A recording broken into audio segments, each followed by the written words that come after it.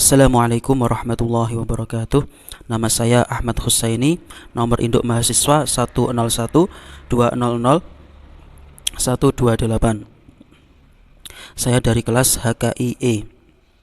Video ini sengaja saya buat untuk memenuhi tugas ujian akhir semester mata kuliah fikih muamalah.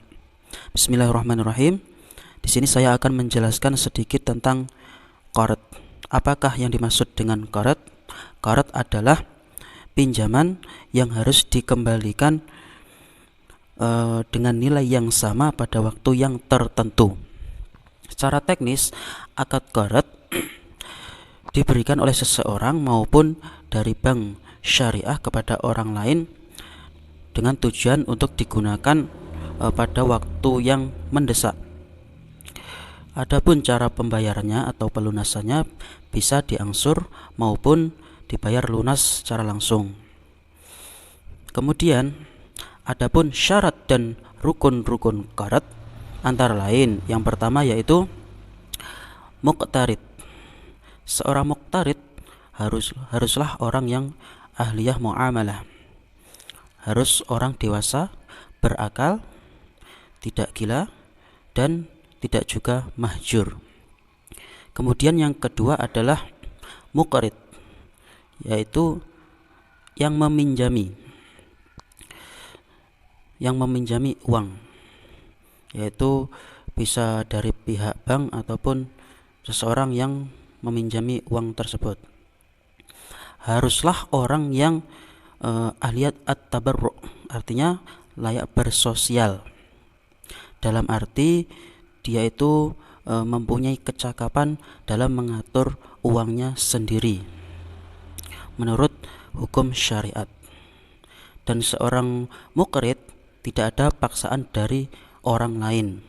Yang ketiga yakni barang atau yang dihutangkan atau objeknya. Barang yang dihutangkan itu harus bisa diakad salam.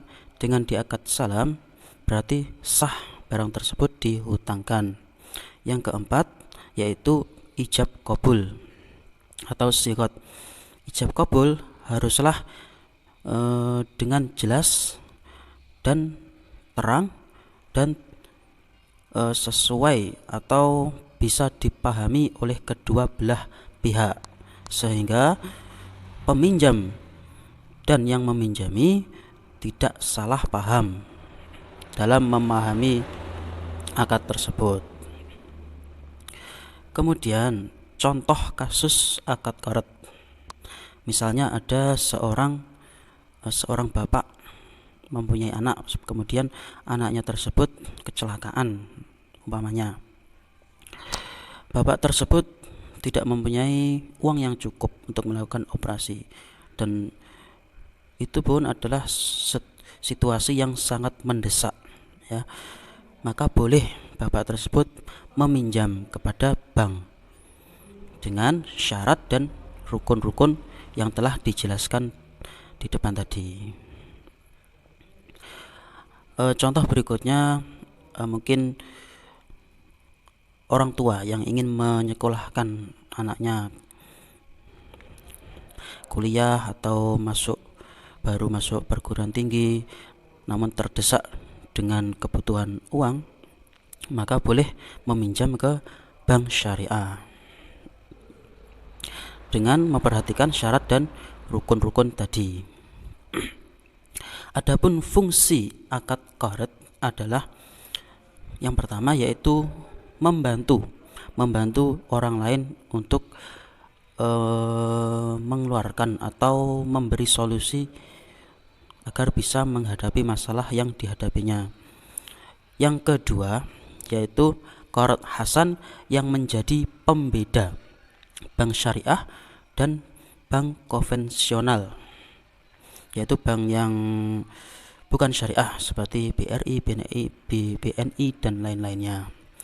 Misi sosial ini dapat meningkatkan citra positif dan loyalitas masyarakat pada lembaga keuangan syariah. Jadi pada intinya akad qard ini hukumnya adalah boleh seperti yang telah disebutkan di dalam Al-Quran dalam surat Al-Baqarah ayat 245. Bismillahirrahmanirrahim. Man dzalladzi yuqridullaha qardan hasanan fayudha'ifahu lahu ad'afan katsirah wallahu yaqbidu wa yabsut wa ilaihi turja'un. Yang artinya, barang siapa meminjami Allah atau menafkahkan hartanya di jalan Allah, maka Allah akan melipat gandakan dengan lipat ganda yang banyak. Dan Allah maha menahan dan maha melampangkan rizki, dan kepadanya lah engkau dikembalikan. Jadi intinya akad qard itu adalah wujud sosial, saling membantu antara satu dan lain. Mungkin hanya ini yang dapat saya sampaikan, kurang lebihnya mohon maaf. Billahi taufiq wal hidayah wa ridha inayah. Wa akhiran aqulu lakum wassalamu alaikum warahmatullahi wabarakatuh.